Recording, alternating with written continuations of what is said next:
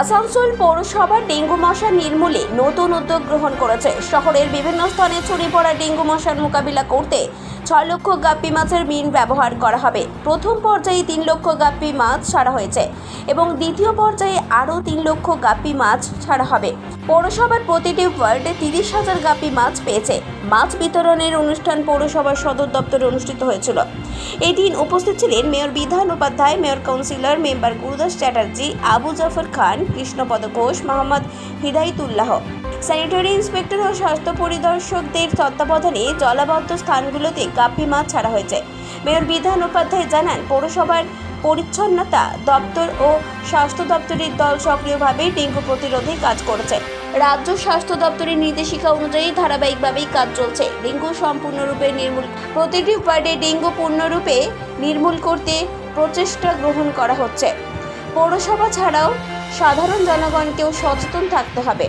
কোথাও জল জমতে দেওয়া উচিত নয় এবং আশেপাশের পরিবেশ পরিষ্কার রাখা দরকার।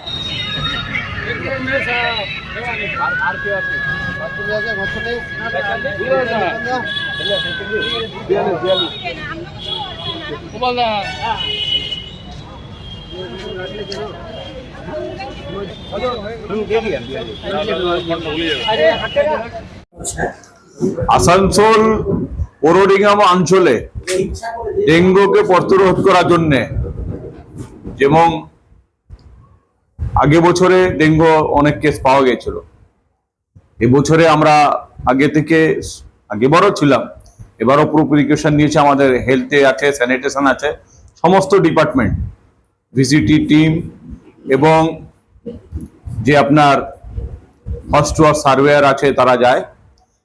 আজকে আমরা এই ডেঙ্গু মশা লার্ভার যেগুলো সেগুলোকে আটকাবার জন্যে আমরা গাপ্পি ফিশ আসানসোল পৌর নিগমের 106টা ওয়ার্ডে বিভিন্ন জায়গায় যে পার্মানেন্ট জল স্টে করছে, জমে থাকে, সেজন্য গাপ্পি ফিশ ছাড়ছি।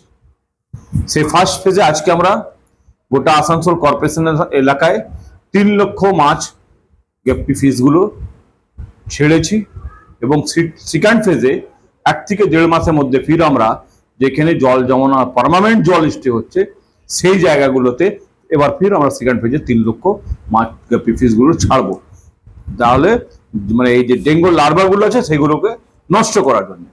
কিন্তু এর সঙ্গে সঙ্গে আমরা যেমন লাগাতার আসানসোল পৌর নিগম এবং পশ্চিম বর্ধমান জেলা ডিএম আধিকারিক, পুলিশ কমিশনার সবার নেতৃত্বে একটা মিটিং হয়ে বিভিন্ন যে রেল, ইসিএল, ইসকো, সেল যেগুলো আছে, আমাদের হেলথ ডিপার্টমেন্টের সিএমএচও সাহেব ছিলেন, আমরা মিটিংটা করেছি যে জায়গাগুলোতে আমাদের স্যানিটেশনের ওয়ার্কাররা কাজ করছে, ভিসিটি টিম কাজ করছে, হেলথ কর্মীরা বাড়ি বাড়ি গিয়ে সার্ভে করছে, বাড়ির ছাদগুলো ইনকোয়ারি করছে যে জল জমা আছে কি নাই।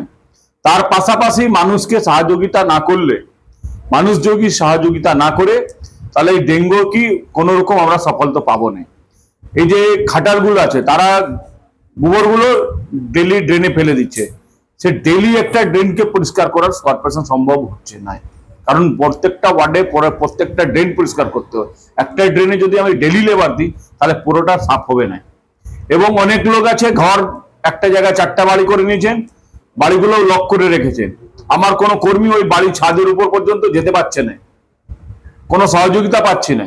তাহলে ওই ছাদের উপর জল জমে থাকছে বা যা স্ক্র্যাপ গুলো আছে সেটাতে জল হচ্ছে, সেখানে ডেঙ্গু লার্ভা হচ্ছে। অনেক মানুষ আছে যারা জমি কিনে ছেড়ে দিয়েছেন, তাদের কাছে বানাবার কোনো প্রয়োজন নেই, বা অনেক লোক আছে যারা জমি কিনেছেন কিন্তু বানাবার ক্ষমতা নাই। দুরকমই লোক আছে, তারা জমিন ভেসে গেছে, তার জমি জঙ্গল ফঙ্গল হচ্ছে, সেখানে জল জমছে, সেখানে ডেঙ্গু লার্ভা হতে সম্ভব না আছে কি ডেঙ্গু লার্ভা হতে পারে।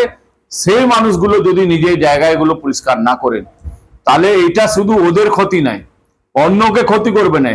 জেনে রাখুন, ডেঙ্গু মশা কাউকে চিনে নাই, না ডেপুটি মেয়র, না মেয়র, না ডিএম, সিপি, পুলিশ কাউকে চিনবে নাই। যারা ঘর বন্ধ করে রেখেন তাকেও চিনবে না। মশা হলে যাকে কামড়ালে সে অসুস্থ হতে পারেন। আসানসোল থেকে সঞ্জয় যাদবের রিপোর্ট, 99 নিউজ বাংলা।